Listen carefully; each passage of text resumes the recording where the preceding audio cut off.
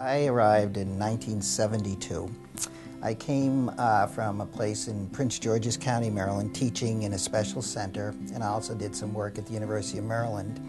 And I came up here actually just to take a look at the place, and there was a vacancy here, and it was for a training coordinator and in special education where they were going to train teachers, or were starting to train teachers.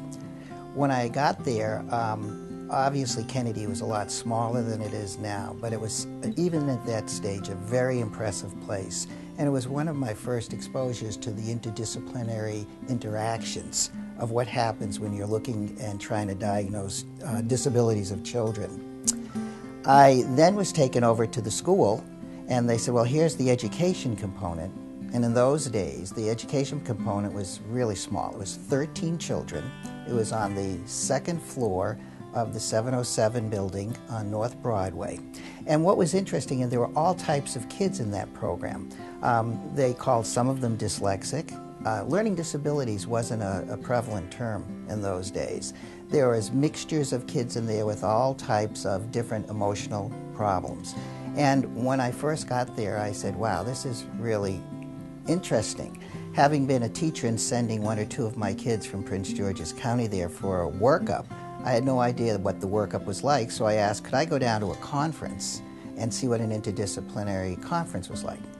So they let me sit in on one, and I think that's what kind of sold me on a whole bunch of things. I had one of my children who were actually had been there about 2 weeks before. I asked to see if I could kind of have an idea of what it was like when they looked at her and see and diagnose her disabilities. And that's when I got exposure to PT, OT, psychological testing, the medical side, and then the educational side. And for me, it had a lasting impression. I went back to Prince George's County and said, wow, I found a utopia up there. If I ever have a need for a kid to be diagnosed, that's where I'm going to send the kid.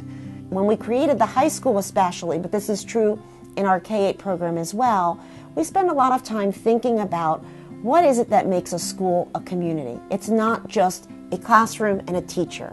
It's how all those classrooms interact, how the teachers interact.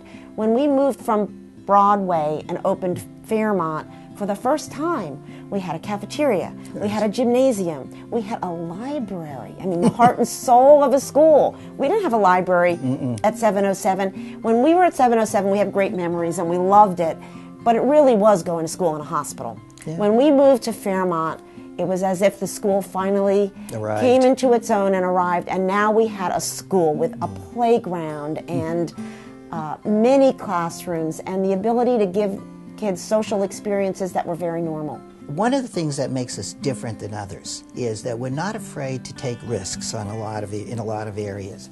I remember that we had seen and got referrals for a couple of kids who were over at the hospital at Hopkins who had trachs. And they were young ones, little preschoolers. And we walked over there, and I remember we looked at them, and I think we said, why isn't that kid in school? You know, why? Well, and they said, because he has a trach. And we said, what difference does that make? It's a medical problem. So we made a decision, and we said, we'd like to have kids with trachs come to our preschool. The existing administration at the time, way before Gary and others, looked at us and said, are you kind of crazy? That's a high-risk thing to do. What if they stop breathing? What if they stop this? What if they stop that? And who is going to clear the trachs, and who's going to do all of that? And I said, well, the teachers can be trained in some of that. We'll have nurses. And again, we said, and who do you think does that at home? I mean, we're not talking about a certified nurse in every home. It's mom or grandmom who's doing it. So we took those kids into the preschool, and lo and behold, we began to notice other kids with trachs across the state began to be entered into preschools. So we feel we were, quote, a pioneer in that area. That was one. I hear this from everybody.